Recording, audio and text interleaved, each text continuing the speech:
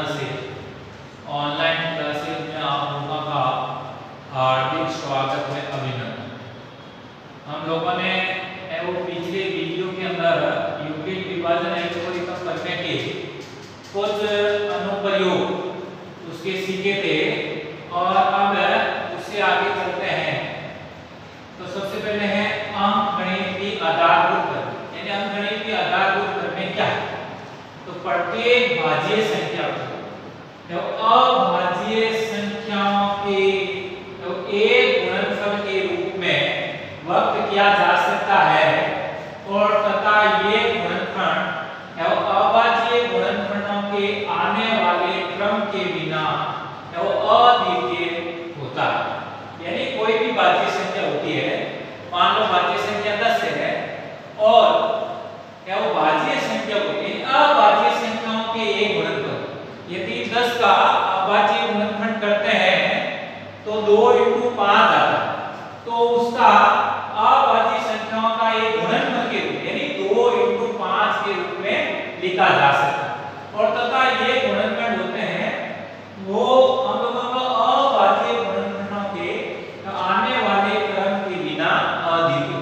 तो ये तो हम लोगों का अंकगणितीय आधारभूत करने हैं।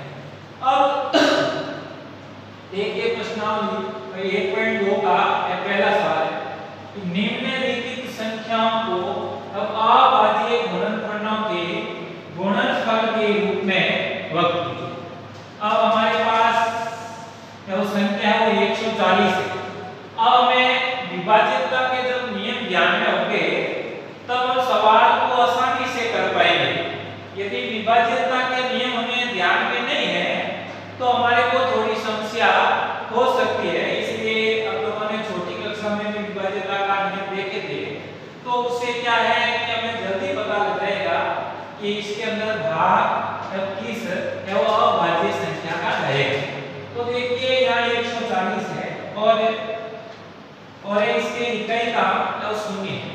शून्य है इसका मतलब है कि सम संख्या है, तो सम संख्या है तो इसमें 2 का पूरा भाग जाएगा। तो यहाँ 140 के अंदर 2 का भाग या तो सित्र भाग। अब सित्र में भी कई का है वो 0 है। यदि 0 है तो 2 का भाग जाता है, तो यहाँ कितनी बार भाग जाएगा? तो 35 बार। अब देखिए ये 35 छोटी संख्या है तो हम सीधे ही अंदाज लगा सकते हैं, और बड़ी संख्या होती है तब हम देखते हैं कि 2 अभाज्य संख्या 2 के बाद कौन सी 3 है, तो 3 के विभाज्यता का नियम यदि ध्यान में है कि सभी अंकों का योग है यदि करते हैं और उस अंकों के योग में यदि 3 का पूरा भाग जाता है तो वो संख्या क्या है? विभाज्य, 3 से विभाजित। तो यहाँ 3 और 5 जोड़ने का 8 में 3 का भाग पूरा नहीं जाता, इसलिए 3 से विभाजित नहीं। अब इकाई का अंक है वो 5 है इसका, इसलिए 5 का भाग दिया। तो 35 के अंदर 5 का भाग दिया तो कितनी बार गया? 7। और फिर 7 है वो क्या संख्या है? अभाज्य संख्या। अब 7 में 7 का भाग गया, कितनी बार गया? वो 1 बार। तो यहाँ क्या वो 140 को लिख दिया 2 × 2 × 5 × 7। तो 2 × 2 का मतलब है 2 बार 2 आया है तो घात के रूप में लिख दिया, तो 2 की घात 2 × 5 × 7। तो देखिए दूसरा सवाल है, पूर्णांकों के निम्नलिखित युग्मों के LHC यानी महत्तम समावर्तक और एलसीएम लघुत्तम समावर्ती ज्ञात कीजिए और तथा इसकी जांच कीजिए कि 2 संख्याओं का गुणनफल है वो HCF × LCM के गुणनफल के बराबर होता है। क्योंकि हम लोगों के गणित के अंदर सबसे महत्वपूर्ण बात ये होती है प्रश्न को पहले समझना, यानी प्रश्न पूरा समझेंगे यानी क्या दिया हुआ है और क्या ज्ञात करना, तो हमारे को सवाल करने में आसानी होती है। मान लो एक बार समझ में आया, 2 बार पढ़ करके 3 बार पढ़ करके, ऐसा हमें ध्यान। तो इस प्रश्न के अंदर क्या है कि जो आप लोगों को संख्याएं दी गई है वो संख्या का HCF ज्ञात करना, LCM ज्ञात करना। पहले तो ये काम करना, फिर HCF और LCM ज्ञात करने के बाद जो दोनों संख्या दी गई है उस दोनों संख्या का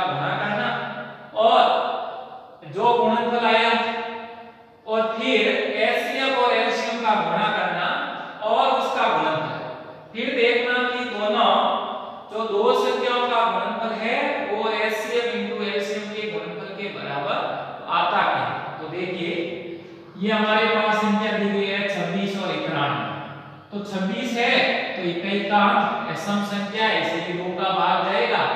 तो 26 के अंदर 2 का भाग गया तो 13 बार गया। अब हम छोटी संख्या इसलिए तो आसानी से जान सकते हैं कि 13 क्या है, वो तो 13 में 13 का ही भाग है, तो अभाज्य संख्या है, तो 13 में 13 का भाग भी देगा। और फिर दूसरी संख्या है वो 91 है। 91 के अंदर इकाई का अंक 1 है, तो 2 का तो जाता ही नहीं है, और 9 और 1 10 3 का जाता नहीं है, फिर 5 का जाता नहीं है, और फिर 7। तो 91 के अंदर 7 का भाग गया, 13 बार गया, और 13 में 13 का भाग गया। तो 26 के अभाज्य गुणनखंड हो गए 2 × 13, और 91 के हो गए 7 × 13।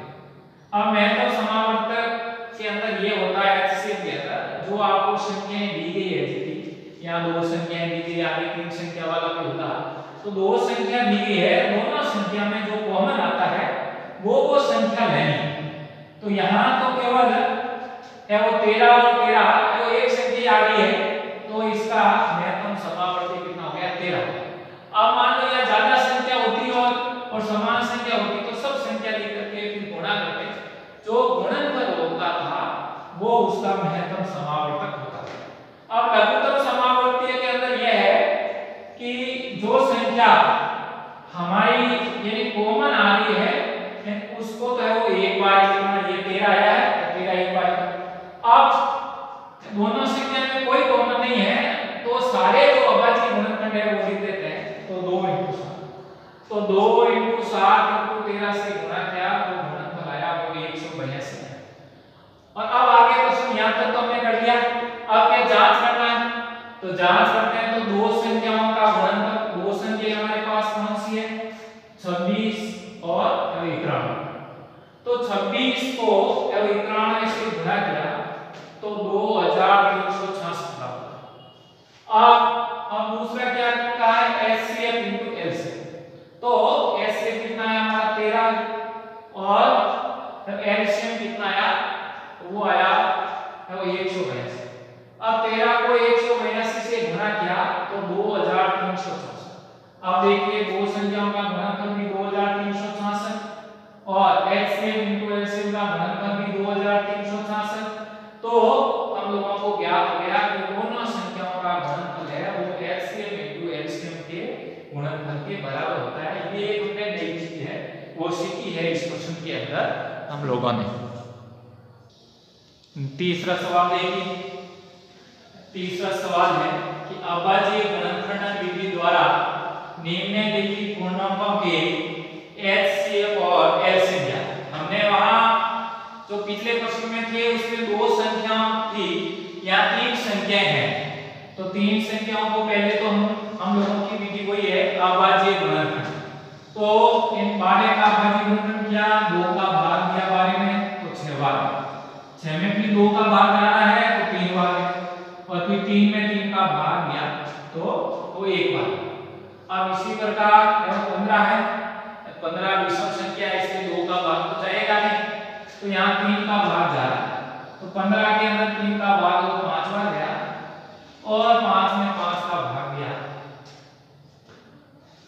तो वो 1 बार।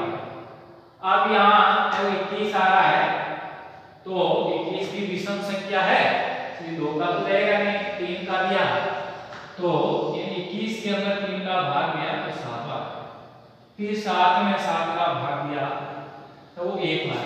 तो इस प्रकार अभाज्य गुणनखंड विधि 12 2 × 2 × 3 और फिर 15 के लिए 3 × 5, फिर 21 के लिए 3 × 7। अब यहाँ वो समान है वो इसके घात के रूप में। अब HCF, इस बार HCF के अंदर ऐसी शर्त है कि तीनों के अंदर जो संख्याएं यानी कॉमन आती है वो संख्याएं आप लोगों का HCF। तो देखो इसके अंदर 3 3 नहीं ये 3 और ये 3, यानी तीनों के अंदर वो ये 3 आ रही, बाकी कोई संख्या समान नहीं, इसलिए इसका HCF कितना हो गया 3 हो गया। यदि और संख्या होती तो यहाँ मिलकर के गुणा करते और उसका गुणनफल होता वो क्या होता है HCF। अब HCF के अंदर ये है कि जो कॉमन आती है वो संख्या तो 1 बार लिखना, अब जो कॉमन नहीं आती है यदि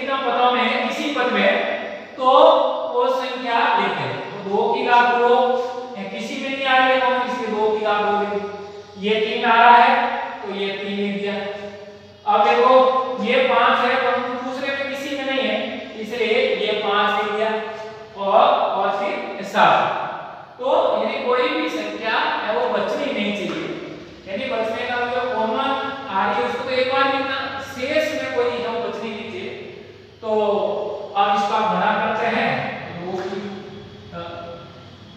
2 की घात हो गया 4 हो गया, 3 × 5 4 को 3 से गुणा किया 12, 12 को 5 से गुणा किया 7, ये 7 और 60 को 7 से गुणा किया 420। तो इस प्रकार हमें एचसीएफ 3 प्राप्त हो गया और एलसीएम है वो 420 प्राप्त हो गया।